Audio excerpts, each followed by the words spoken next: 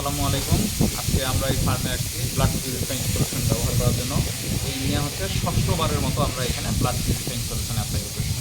তো blood purifying solution apply করলে যেটা হয়, হোল ব্লাড যে আছে গরুর, মানে পুরো ব্লাড একদম পিউরিফাই হয়ে যায়। এই ব্লাডের মধ্যে যত ধরনের প্যারাসাইট আছে, তারপরে ব্লাডের মধ্যে যে ব্যাকটেরিয়াগুলো আছে বা অ্যানাপ্লাজমা ব্যাকটেরিয়া যে জীবাণুগুলো আছে, সেগুলো রিমুভ হয়ে যায়। এই পর্যন্ত আমরা এই ফার্মে 5 বার করছি। আজকে নিয়ে হচ্ছে ষষ্ঠ টাইমের মতো এই ব্লাড পিউরিফাইং সলিউশন ব্যবহার করা হচ্ছে। প্রতি 5 মাস পর পর আমরা হচ্ছে এই গরুগুলোকে ব্লাড পিউরিফাইং সলিউশন ব্যবহার করি।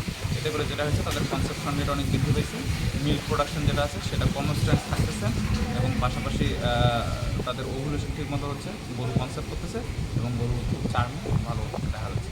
এই দেখা গেছে যে লাস্ট কিছুদিন আগে আমাদের এইদিকে অনেক বেশি খুরা রোগের একটা প্রবণতা দেখা যাচ্ছে, বাট আমাদের এই ফার্মে এই খুরা রোগ মানে অ্যাটাক করতে পারে, এই আর কি।